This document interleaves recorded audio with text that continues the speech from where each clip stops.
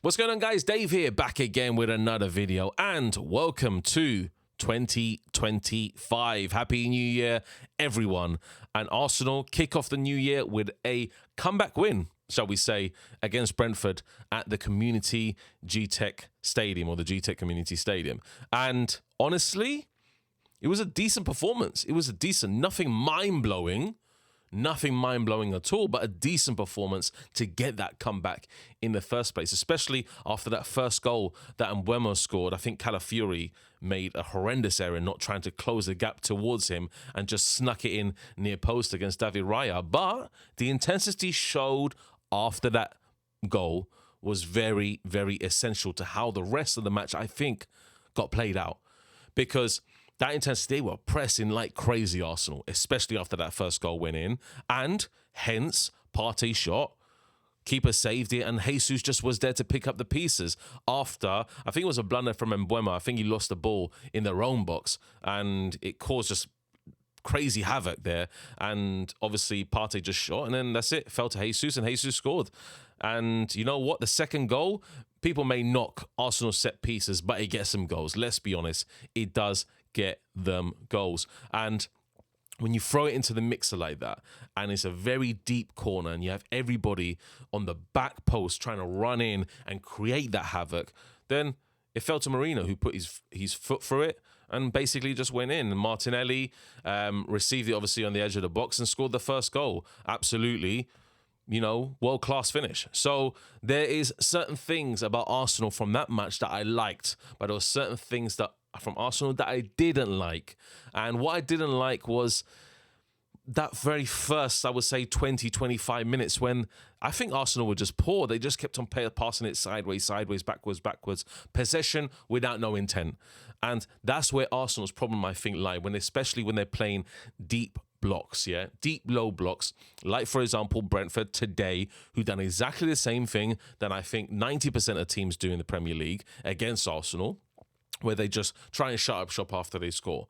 And it didn't work. Obviously, Partey just literally just threw a chance at it, shot, came deflected off, and obviously Jesus finished it. So that before that, they were struggling to break them down. But what I did like about Arsenal from there was the intensity levels. It switched up immediately after that goal went in. So there's a difference from the very first 20 minutes to immediately after that goal came in, and then literally they scored, literally without no hesitation. So Arsenal from there were really good, but like I said, they just need to, be a bit more intensity when they start the match, not after they concede a goal, because there's no point in that. Yes, the comeback was good. Yes, they put bodies on the line. They threw players forward to try and obviously finish the game and curtain close it before it got messy. Obviously after that 1-0, and then obviously they came back out and obviously immediately impact with obviously the corner and obviously Martinelli's goal. So where do Arsenal go from here? Obviously with the run of games coming up in January, there's going to be a problem, especially with Saka. And you saw on the right-hand side they were lacking something. Yes, Nwaneri is good. Yes, he is good. I saw, glimpses of him doing amazing things, cutting in, driving at the back line. You know what? But I think sometimes he just stalls a bit with the ball. He holds it too long in his feet. There were certain instances I saw 3-4 times where he held the ball too long in his feet and could have got the ball out to Ødegaard, who was calling for it right next to him. And yes, Saka is a huge miss for Arsenal. Every Arsenal fan knows that, because he's the one that can come up with something special exactly on, for example, the biggest occasion in the world, for example, where a North London derby will cry out for Saka to score a goal, and then he will just come up with the goods. So from there, when you look at it, it's a problem. And a problem that Arsenal are going to be facing, because Saka is out for a very, very, very long time. You know what? These surgeries, I think they sometimes go well, sometimes they don't. And if it doesn't go well for him, then I don't see him coming back this season. I don't see it. And with Madrid, with Carvajal, it's a similar situation where you just say, I don't think he's coming up. Yes, Carvajal is much older than Saka, and yes, Saka probably has less recovery time, but you know what? It's the same deal. It's exactly the same deal when you have one of your most crucial players out for a very long time with a bad injury. And it shows. It shows where Ødegaard is crying out from something from the right today, and there was not much there. There was not much there because Saka is the guy. He's a star boy for Arsenal, and Arsenal fans want him back in the squad. So Arsenal definitely going to have to recruit in this this January transfer window, because I don't see them obviously replacing Saka in particular. But if they do, then it needs to be someone who's a like for like, or just a lesser like for like than Saka. They can't go for a next Tom, Dick and Harry for that. It will be pointless. So they really need to invest wisely in a right winger who's going to produce the goods for Arsenal on a consistent basis. And Jesus, for all his form, is not the right guy to lead Arsenal forward. People come out and say, Jesus, what's the point of having a striker when we have Jesus and all this stuff? But he's not the right guy to lead Arsenal in that front line. You need a target man, a striker, a number 9, who's going to put goals away when it counts. And when it counts on the bigger stages. That's it. Simple as. And there's a problem with Arsenal where I don't think they invested wisely. Moreno, not a wise investment. Yes, he scored today, but who cares, man? Who cares, man? Like, this guy's poor. He's poor. I watched him in La Liga. I watched La Liga. He's poor. He's a poor player. Like, why invest in such a bad investment in the first place? There's no point. He's just a big lump that turns like a truck. That's all he is. And you know what? Martinelli sometimes is on and off, on and off, on and off. And then you have Jesus, who's going to drop form. And you have Saka, who's out. And Ødegaard sometimes produces absolute stinkers. So I don't think Arsenal are going to show too much consistency moving in this season. And that's where Liverpool have the slight edge. Because, like I mentioned in the previous video, they do have Salah. And Salah is incredible pretty much every single game. He's an absolute cheat code this season. And that's what Arsenal do not have. They have a solid back line, I can tell you that, without Calafiori, because Calafiori he's pants, let me tell you. He's absolutely trash.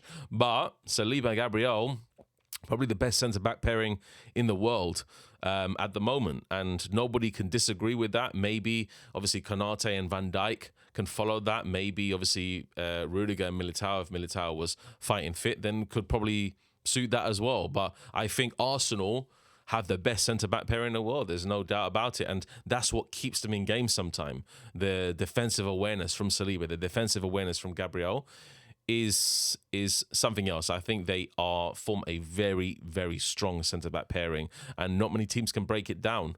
Not many, unless obviously Calafiori doesn't close his man and then allows a guy like Mbeumo to cut in and literally shoot near post. Then there's a problem on the wing back areas. So I think Arsenal need to recruit wisely, especially left back and right back. Timber is great. I really like Timber. Very strong, very physical, and has a great prowess when he's playing. And not many people can barge him off the ball or touch him, especially in that instance. So yeah, I do like Timber. And you know what? I think the rest of the team, it's going to struggle across the season. I don't think Arsenal are going to do too well, but I think they will cement that second place. I don't think they're fighting for the title. I've got to be honest. I don't think they're fighting for the title. I think Liverpool are just too much ahead of them in terms of team dynamic and the way that Arne Slot has actually built this team essentially for this season to be compact, have a great high pressing game, have an organized pressing game, and have an attack that will show in the latter stages in the business end of the season. Because Arsenal, don't forget, have too many games this month. It's crazy the amount of games they have, and they gotta watch out seriously for this. They got to watch out seriously for this because injuries could come thick and fast. Touch wood, obviously, Arsenal fans, if you're watching this, I hope no injuries come to any players, but injuries could come thick and fast, and you're not even going to see it coming. Trust me on this one. And that could be a problem. That could be a problem, especially when you have let's say Jesus get injured, then what? You put Havertz there, and you know what, Martinelli, and it's just the same old stuff. It's the same old stuff because you're just going to be switching Havertz and Jesus and doing all kinds of nonsense, and Arteta's going to be doing all kinds of nonsense because he switches off Arteta as well. He has a bozo gene that can sometimes let him down on certain occasions. We've seen it this season already. We have seen it. Everton, exactly an example, an absolute bozo moment from the manager and the players. So these are the kind of matches you need to win the Premier League. I'm talking about, the North London derby is a big match, but it's not the be-all and end-all for the season.